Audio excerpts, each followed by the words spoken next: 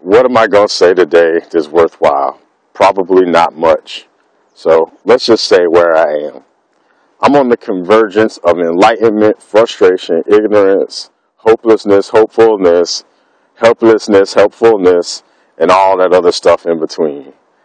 I was just doing this video a minute ago where I felt my little anger starting to come up.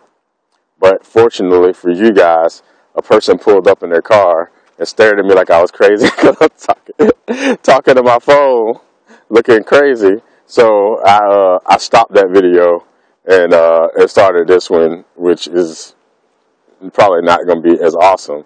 But anyway, what I was talking about in the video was I was reflecting on how a lot of times we want to teach other people stuff that we haven't even learned ourselves as humans. And then looking at the country, no offense to us in America, but I mean, has anybody even thought about the fact that we always talking about freedom and we never really think about, I mean, we never, as a country, we haven't done any collective mourning really or acknowledged that.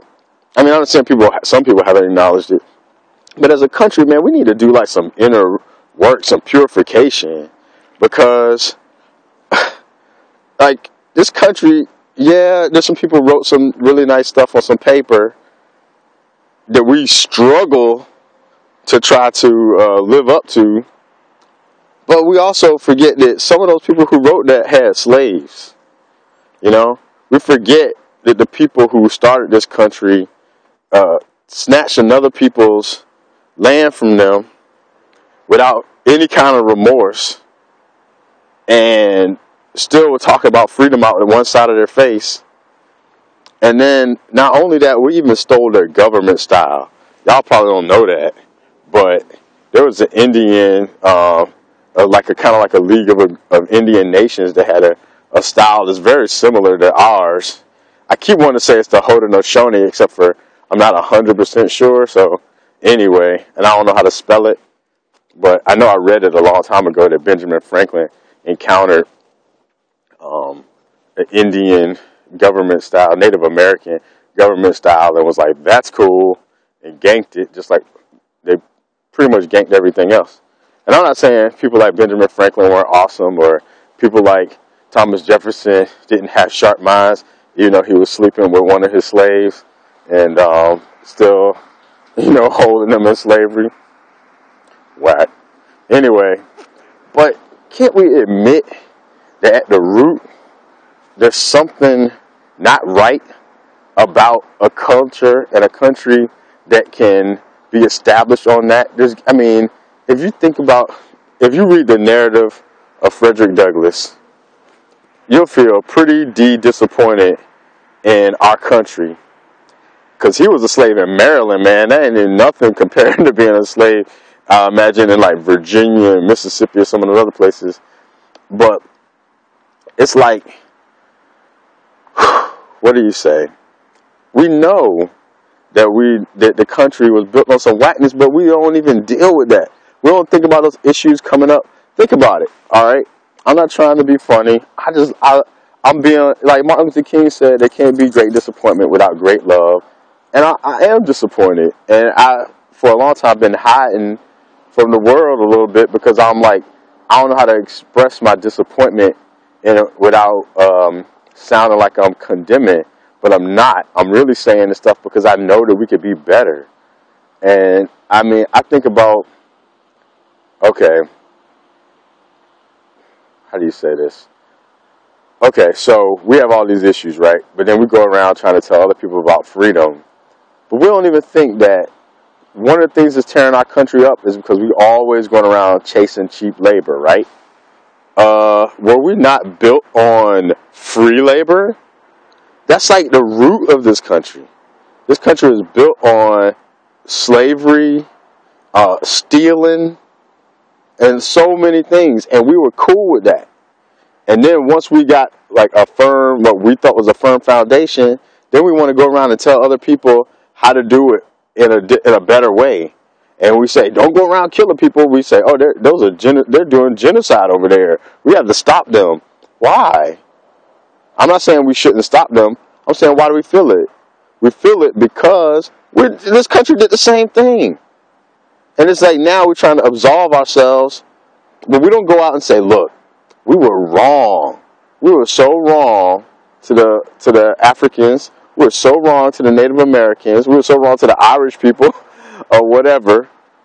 And we learn from our mistakes. God forgive us. World forgive us. Please help us to help you not make the same mistakes that we made, because we can be a better world if we all learn from each other's mistakes. If we work together to take all the lessons that we've learned as individuals and bring those lessons together in love and honesty and hope. And we know that if we could just be honest with each other, if we could just trust one another, we could create a beautiful world. You know, we could say that, but we don't. We act like we're the experts, and then we go tell other people what's wrong with them, but we don't really admit what our deal is. And we call ourselves Christians. Well, we're not anymore, but a lot of us called ourselves Christians. And if we are, then we will remember what Jesus said, which is first take the log out your eye before you try to get the speck out of your brother or sister's eye. And it's like, if you get that, Jesus is like, man, you got this joint hanging out your eye like this, trying to tell somebody else they got a speck in their eye? Come on, man, you can't do that. But that's exactly what we do. That's exactly what we do. And we don't even think about it. And it's disappointing. It's disappointing as a person. It's disappointing as looking as a father, looking at the world. Because, I mean, and I don't even know how to say this. All I can say is what I said before. I'm saying it out of love. I mean, the same verse that Jesus said about getting the speck out of your the log out of your eye or the plank out of your eye, instead of telling the brother or sister that they have a speck in their eye, he doesn't say it's wrong to get the speck out of your brother or sister's eye.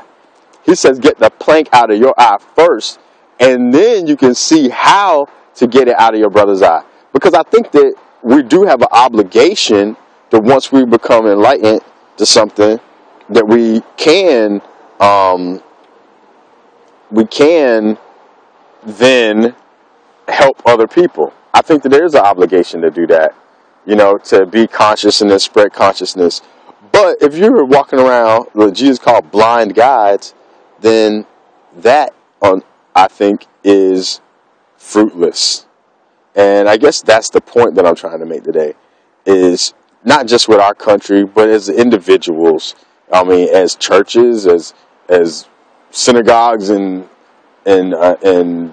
what's it called, mosque, all those places, all those things, whatever. It doesn't matter if it's your religion, your political system, your corporation, or whatever the case may be. If you know that you're doing things and you establish yourself on a foundation that was not whole, then I think it's better to go to the root of your own stuff before going around trying to tell other people. And if you do find some things that you can or feel yourself qualified to go around and tell other people, just and also say, hey, you know, we know because we made those mistakes. Because like with my daughter, I'm not going to tell her don't do things and not tell her that I did them, and that's why I'm telling her not to do them and explaining to her how I learned. Maybe she won't listen to me, but at least she'll know that I'm not just saying it out of my butt, you know? Anyway, this is a very not eloquent video, but I hope you guys get something out of it. Peace. It's called Ruthless for a reason.